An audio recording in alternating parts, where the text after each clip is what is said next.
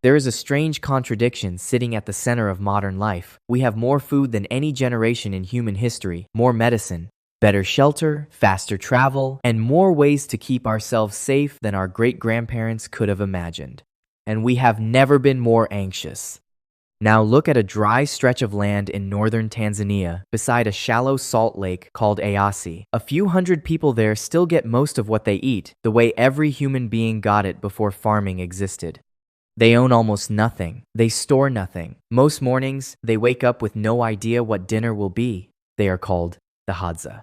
And the interesting question is not how they survive out there. The interesting question is what they still have that we lost.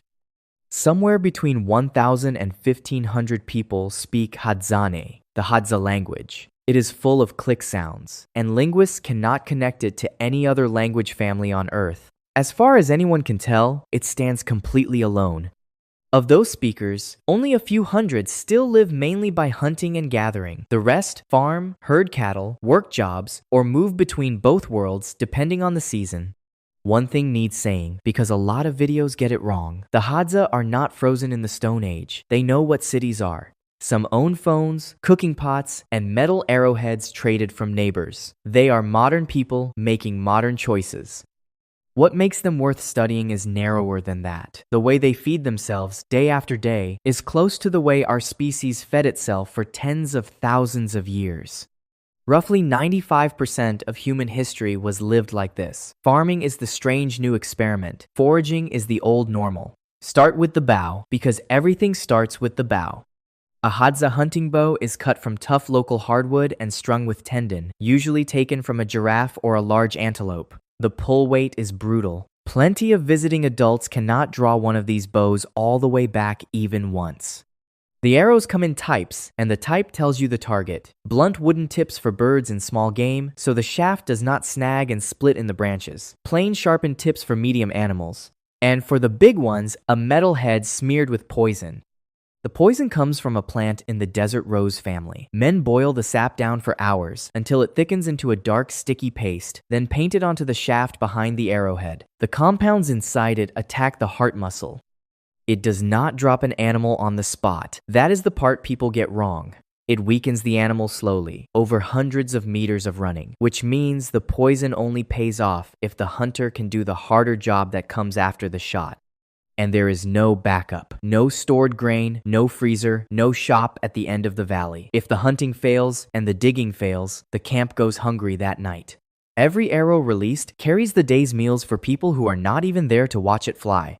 Take a warthog, heavy, quick over short distances, and fitted with a sense of smell, far better than yours. Long before anyone draws a bow, the tracking happens. A hunter reads pressed soil and the shape of hoof prints, which way the toes point, how sharp the edges still are, whether the ground has dried since the animal passed. He checks the dung and knows roughly how many hours old it is. He notices which grass was torn and which was chewed. Then he checks the wind, because a warthog will smell a person long before it ever sees one. The approach is slow, silent, and usually ends in nothing at all. Then the bow comes up, the arrow goes in behind the shoulder, and the animal is gone into the brush inside 2 seconds. Nobody chases it. Chasing drives a wounded animal further and wastes the poison. So they sit, they wait, and then they follow. A fleck of blood on a leaf, a scuffed print, a snapped stem. It might take an hour. It might take most of the afternoon. Eventually, they find it lying under a bush, and one man lifts it onto his shoulders and starts the walk home. A dik-dik is a completely different problem. It is a tiny antelope, roughly the size of a house cat, with hearing that catches a single footstep on dry leaves from an unreasonable distance. It does not bolt first. It freezes, works out where the sound came from, and then it is simply not there anymore. So the hunter moves the way the animal listens. Barefoot, weight rolling onto the outer edge of the foot, choosing bare dirt over leaf litter, stopping dead every time the antelope lifts its head. He works into the wind and keeps a termite mound or a thorn bush between them to break up his outline. The shot comes from close range, because with a target that small, there is no other option. Then the same waiting, the same tracking, and the same walk back to camp carrying meat that will be finished by tomorrow. Meat is not their main food. In some seasons, the single biggest source of calories in a Hadza camp is honey, and getting it involves something almost nobody else on the planet does. There is a bird out there called the greater honey guide. When a Hadza man wants honey, he whistles a particular call. The bird answers, then flies ahead and waits, pulling him through the bush toward a wild hive that might be a kilometer away. Researchers who tested this with honey hunters in Mozambique found the right call more than tripled the odds of finding a hive. Among the Hadza, one study estimated the birds help locate a large share of the nests the men raid, and noted that Hadza sometimes burn or bury the leftover comb to keep the birds hungry enough to keep guiding. Then comes the hard part. He hammers wooden pegs into the trunk of a baobab, climbs, smokes the entrance with a bundle of smoldering grass to quiet the bees, and tears out the comb with his hands. He gets stung. Everyone gets stung. Men have fallen from these trees and died. Some wax and grubs get left in the tree for the bird. Two wild species, neither one owning the other, running a deal that has probably been running for thousands of years. Here is the thing about everything you just saw. None of it is reliable. Most stalks end with nothing. Honey trees run dry. A tracker can follow blood for 6 hours and lose the trail in a riverbed. The Hadza know that when they walk out of camp. They walk out anyway, and when it fails, it does not seem to weigh on them the way we would expect. That is not because they are calm by nature. It is because their food system has a floor under it, and that floor is the part these documentaries almost always skip. Across most of the year, the women bring in more calories than the men do. They head out in groups with digging sticks, going after wild tubers that grow deep in hard, dry ground. Getting one out can mean 20 minutes of chipping into packed soil with a fire-hardened stick, kneeling in the heat for a root that is stringy and tough and has to be chewed like leather.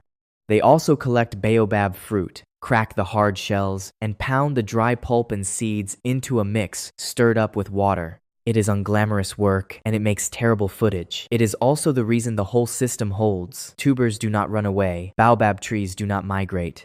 When the hunting collapses, and the hunting collapses often, the digging still delivers. Meat is the bonus. Roots are the insurance. In 2012, a research team measured how much energy Hadza adults burn in a day, expecting an enormous number. What they found was that Hadza adults burn about the same daily energy as adults in America and Europe once you adjust for body size. Same energy budget. Very different results. Obesity is close to absent among foraging Hadza. Blood pressure stays flat as they age instead of climbing. Their gut bacteria shift with the seasons and carry a range of species that has been thinned out in industrial populations. We like to think we solved food. What that study suggests is that we changed food and changed how we move and are still working out the bill. The Hadza store almost no food and they accumulate almost no objects. A camp shifts location every few weeks, so possessions have to be carryable. Anything you cannot carry is not worth owning. Sharing is not generosity either. It is closer to a rule. A hunter who brings in a large animal does not control it. It gets divided, people ask openly for a portion, and refusing costs you socially. Children eat. Old people eat. The man who came back with empty hands eats. That arrangement is not sentimental. It is the smartest insurance available when the supply is random, because the risk gets spread across the entire camp instead of landing on one family. So, the day ends more or less the way it began, without ceremony. People drift back into camp in the late afternoon, with roots wrapped in cloth, honeycomb wrapped in leaves, sometimes meat. The fire goes up, food cooks straight in the coals with no salt, no seasoning, no recipe. Then people talk and argue and tell the story of the hunt in far more detail than the hunt deserves, and children fall asleep halfway through it. None of this is paradise, and it would be dishonest to sell it that way. Injuries go untreated. Infant mortality is high by our standards. And their land keeps shrinking as farms, cattle, and conservation boundaries push into ground the Hadza have used for generations. They are not picking simplicity as a lifestyle. They are defending a way of living that is being taken from them. But the question they leave behind is still worth sitting with. We built a world with more supply than any people in history, and more safety than any people in history, and the fear of not having enough never went away. The Hadza have nothing stored, no plan for next month, and no guarantee about tomorrow, and every evening they sit down and eat. So, maybe the worry was never really about how much is in the cupboard. Maybe it is about never letting ourselves believe that what is already there is enough.